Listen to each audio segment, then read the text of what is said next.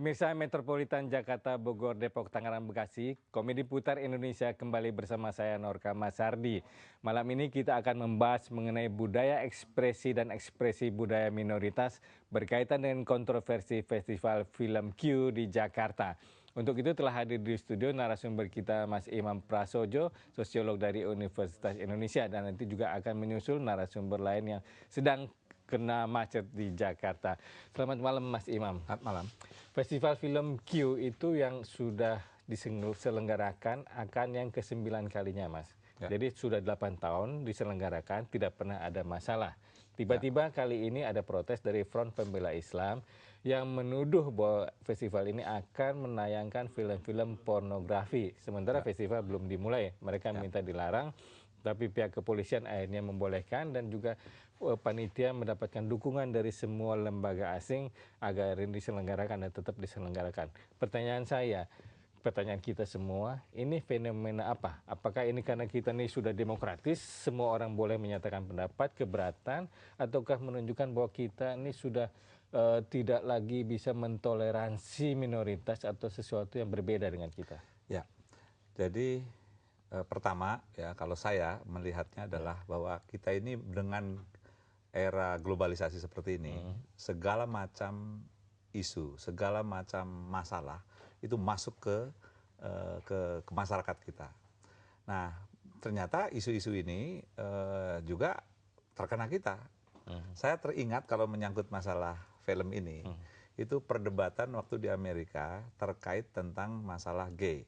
Ya, pada saat itu apakah gay kalau tidak salah, bagaimana kalau gay itu masuk ke militer? Betul. Nah, apakah itu dia harus mengaku bahwa dia itu gay gitu, ataukah dia harus menyembunyikan itu identitasnya? Nah, kalau kemudian dia itu mengaku bahwa dia itu gay, nah ini menyangkut juga tentang masalah bagaimana hubungan pada saat dia mandi, apalagi kalau angkatan laut di kapal selam gitu. Anda bisa bayangkan mandi sama-sama gitu.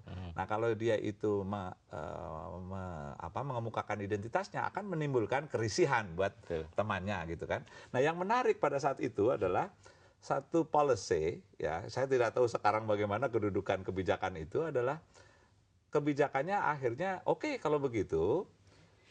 Dan itu satu sisi itu hak ya menurut kalangan gay, tapi di sisi lain juga yang bukan gay merasa tidak comfortable kalau itu diterima, disebarkan begitu atau dikemukakan ke depan publik. Nah, akhirnya jalan tengahnya waktu itu yang saya ingat adalah ada sebuah kebijakan yang disebut dengan don't ask, don't tell policy. Jadi jangan tanya apakah Anda orang itu gay atau bukan. Jadi Anda gay bukan gitu. Jangan nanya itu. Tapi pada saat yang sama, kalau Anda gay, don't tell gitu. Jangan cerita kemana-mana kalau Anda gay gitu. Itu kasus seperti itu gitu. Jadi di tengah benturan nilai itu orang berusaha untuk mencari celah-celah seperti itu. Kompromi. Gitu. Jadi tidak melanggar HAM, tapi juga tidak memberikan perlindungan kepada minoritas. Ya, tapi problemnya adalah belum tentu yang itu merasa comfortable juga. Masa saya nggak boleh menceritakan tentang sexual orientation saya gitu kan? Nah, tetapi di sisi lain kalau kau cerita, problemnya ada dampak terhadap macam-macam, mulai dari Nah, jadi itu saya kira kita akan di Indonesia ini jangan-jangan kita akan mengulangi sebuah perdebatan yang sama dan di situ nanti akan terjadi sebuah pergulatan yang cukup seru gitu. Nah, Festival Film Q ini mungkin buat para pemirsa yang belum jelas, ini menyajikan karya-karya film yang disebut kelompok LGBT, yaitu lesbian, gay, bisexual, dan transseksual.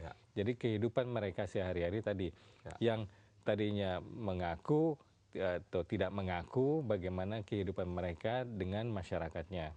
Dan mereka berusaha untuk menyesuaikan diri ataukah memohon agar masyarakat memahami kondisi mereka yang tidak seperti mereka inginkan. Lagi-lagi saya akan mencerminkan di Amerika. Ini ada dua teori.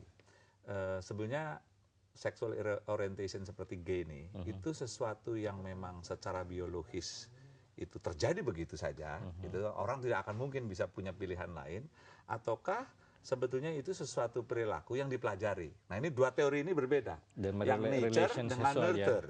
Ya, nature itu dia tumbuh memang dari lahirnya begitu. Gitu. Genetik kan? Genetik. Tapi ada yang mengatakan bahwa itu nurture, sesuatu yang dipelajari. Dipelajari atau pengaruh dari lingkungan? Ya, pengaruh dari lingkungan. Nah, ini yang menarik dari perdebatan ini, kalau itu memang nurture, ya, maka sebetulnya sosialisasi supaya orang tidak seperti itu bisa diarahkan karena lingkungan yang mempengaruhi.